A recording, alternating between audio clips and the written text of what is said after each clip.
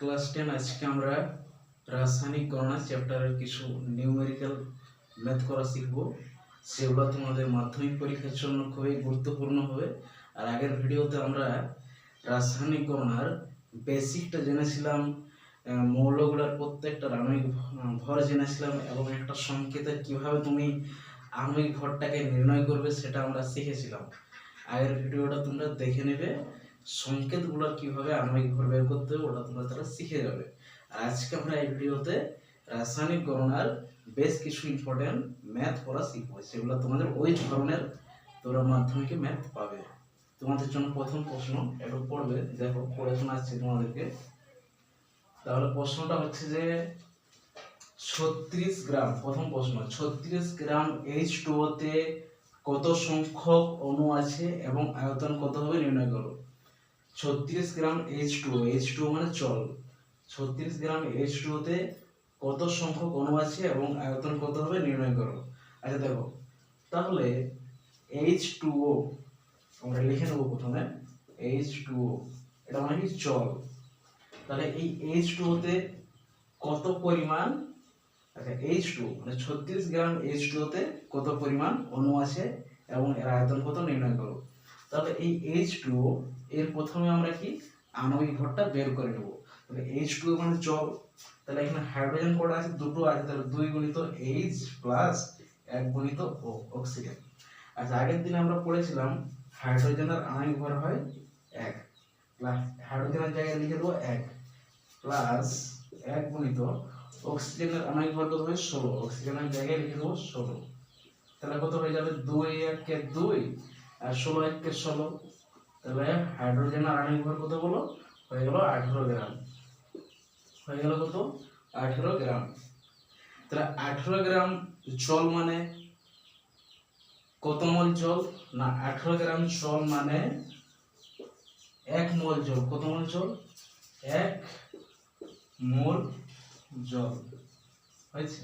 তাহলে 18 গ্রাম জল মানে কত মোল জল, 1 মোল জল।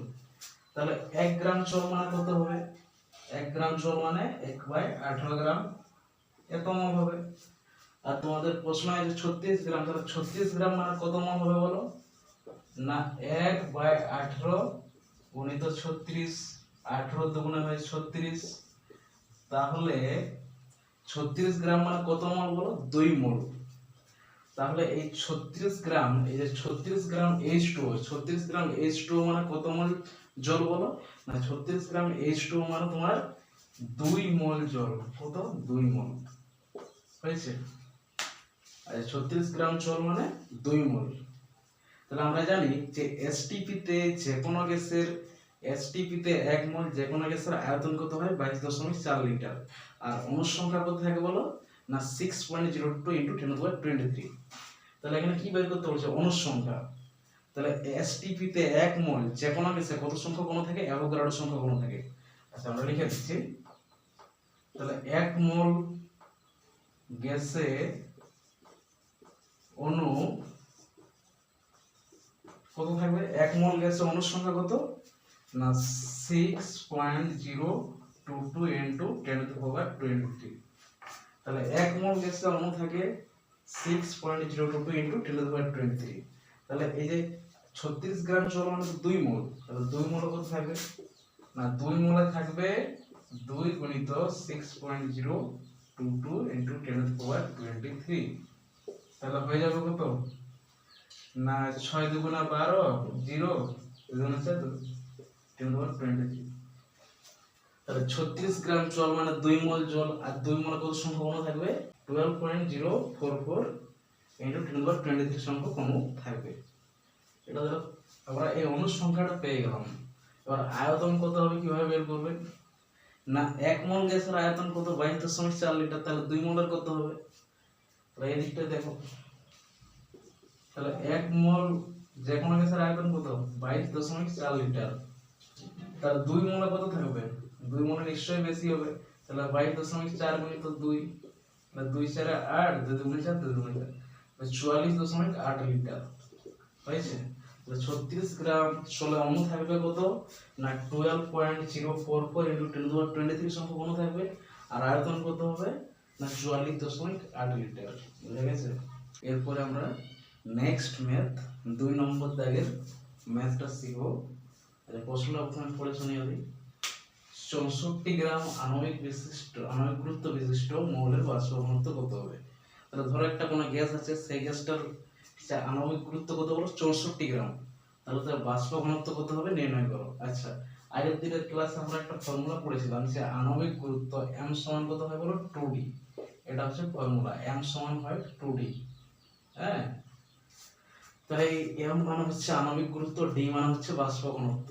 তাহলে আণবিক গুরুত্বের মান দেওয়া আছে 64 গ্রাম। ওরা লিখে দিচ্ছি ফর্মুলাটা, m সমান 2d বা আণবিক গুরুত্ব সমান 2 গুণিত হলো বাষ্প ঘনত্ব।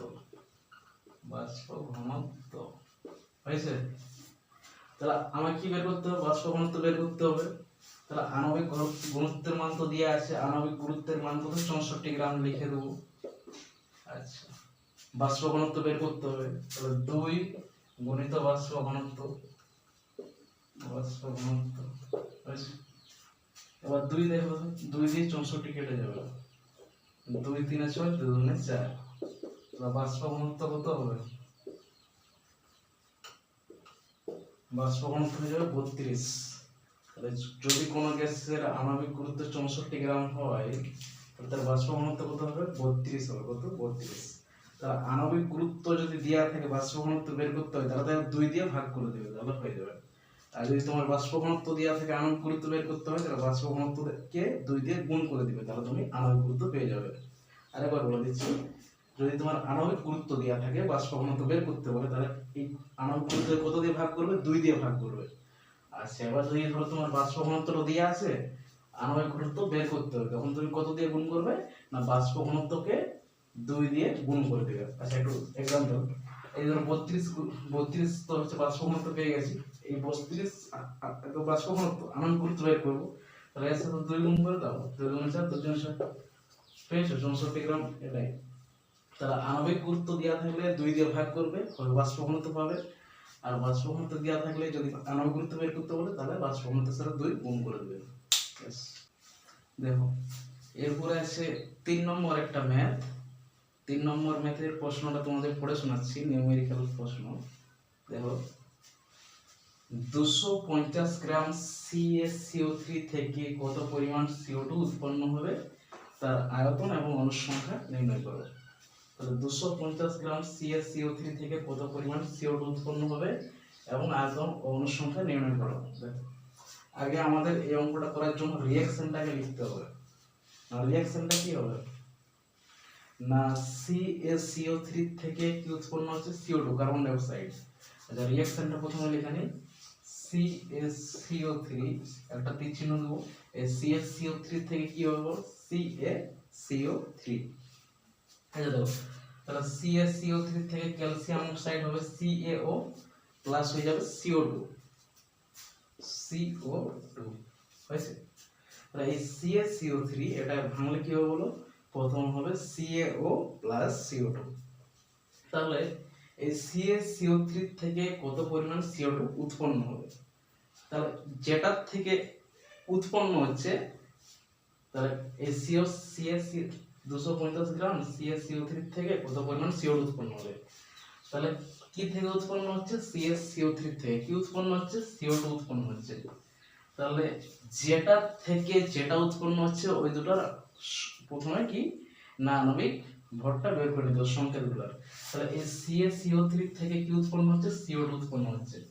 তাহলে এই CaCO3 তুমি বলো আণবিক ভরটা বের করে নেবে, এই CaCO3 এর আণবিক ভরটা বের করে নেবে। তাহলে এই যেটা থেকে যেটা উৎপন্ন হচ্ছে, ওই দুটোর আমরা আণবিক ভর বের করব। আর মাঝেরটা কিছু করার দরকার হবে না।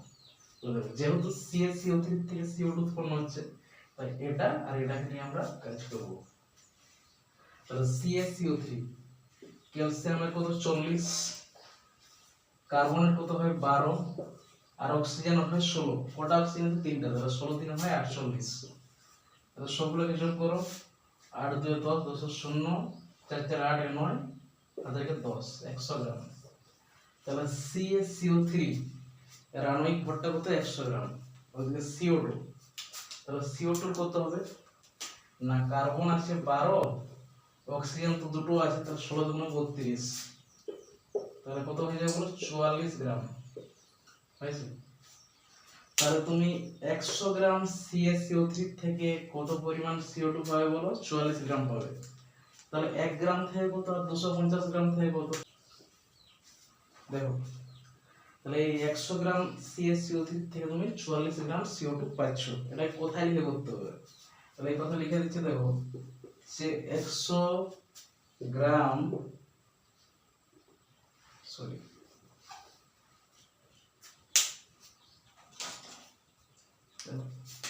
100 গ্রাম CaCO3 থেকে 44 গ্রাম CO2 পাওয়া যাচ্ছে, আর লিখলাম না। তাহলে 1 গ্রাম থেকে কত হবে না 1 গ্রাম থেকে পাওয়া যাবে তোমার কত, নিশ্চয়ই কম, তাহলে 44/100 হয়েছে। আর 250 গ্রাম থেকে কত হবে 250, নিশ্চয়ই বেশি হবে, তাহলে 44/100 গুণিত 250, 0 0 কেটে যাবে, 5 5 25, 5 2 10, 2 দুগুণে 4, তাহলে তোমার কত হচ্ছে 22 গুণিত 2, 22 গুণিত 5, 22 গুণিত 5, তাহলে কত হচ্ছে বলো 2 5 10 200, 2 5 10, 2 5 5 200, 2 1 5 10, 11, তাহলে 110 গ্রাম তোমার CO2 পাবে। তাহলে 250 গ্রাম CaCO3 থেকে কত গ্রাম তুমি CO2 পাবে বলো না 110 গ্রাম CO2 পাবে। তাহলে 110 গ্রাম CO2 পাওয়া গেল নাকি, তাহলে এই 110 গ্রাম CO2 না আয়তনটা কত আর অণুর সংখ্যা কত বের করো। আচ্ছা না CO2 এর আণবিক ভরটা কত 44 গ্রাম আমরা পেয়েছিলাম, তাহলে এই 44 গ্রাম CO2 মানে কত না 1 মোল, তাহলে 44 গ্রাম CO2 মানে হলো 1 মোল হয়েছে। তাহলে 1 গ্রাম CO2 মানে কত হবে 1/44, আর 110 মানে কত হবে 1/44 গুণিত 110, 11 কে 11 0 আর 11 4 44 হয়েছে। 2 দুগুণে 4 কেটে যাবে, 2 5 10 কেটে যাবে। আচ্ছা এবার এটাকে ভাগ করো, 2 দুগুণে 4 1.0 2 5 10, তাহলে কত মান হবে বলো 2.5 মোল হবে হয়েছে। তাহলে এই 110 গ্রাম CO2 মানে কত মোল বলো 2.5 মোল। তাহলে অণুর সংখ্যা কত হবে না 1 মোলে অণু থাকে 6.022 × 10⁻23, তাহলে 2.5 মোলে কত হবে না এই 2.5 দিয়ে দেখো 1 মোলে থাকছে কত 6.022 × 10⁻23, এটা 1 মোলে থাকছে, তাহলে এই 2.5 মোলে কত থাকবে, তাহলে 2.5 গুণিত কত বলো 6.022 × 10⁻23, ক্যালকুলেশন করবে যেটা হবে সেটা হবে উত্তর। বুঝা গেছে? দেখো লাস্ট প্রশ্ন তোমাদের জন্য 4 নম্বর, না 24 গ্রাম কার্বন থেকে কত পরিমাণ কার্বন ডাই অক্সাইড CO2 উৎপন্ন হবে। এটা করার জন্য এটার যে রাসায়নিক সমীকরণটা কি হবে না কার্বন C+O2 হয়ে যায় CO2, এটা হচ্ছে রিঅ্যাকশন হয়েছে। তাহলে কার্বনের দহনে কত পরিমাণ কার্বন ডাই অক্সাইড গ্যাস উৎপন্ন হবে, তাহলে এই C এর আণবিক ভর কত হলো 12 গ্রাম, আর এই কার্বন ডাই অক্সাইডের কত এক্ষুনি বের করলাম 44 গ্রাম হয়েছে। তাহলে 12 গ্রাম কার্বন থেকে 44 গ্রাম CO2 উৎপন্ন হচ্ছে, 12 গ্রাম থেকে কত হচ্ছে 44 গ্রাম হয়েছে।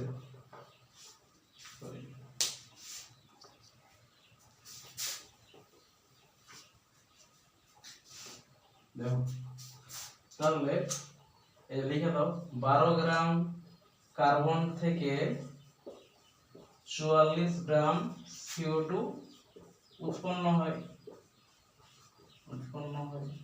হয়েছে। তাহলে 1 গ্রাম থেকে কার্বন থেকে কত হবে? 1 গ্রাম থেকে 44/12 এটা হবে। আর 24 থেকে কত? 24 গ্রাম থেকে মানে 44/12 গুণিত 24 হয়েছে। এটা কেটে যাবে, 12 দুয়ে 24, তাহলে 44 গুণিত 2 কত হবে বলো? 88 গ্রাম। তাহলে 24 গ্রাম কার্বনের দহনে কত পরিমাণ কার্বন ডাই অক্সাইড উৎপন্ন হয় বলো? 88 গ্রাম কার্বন ডাই অক্সাইড উৎপন্ন হবে। তাহলে আজকের ক্লাসটা এইখানে।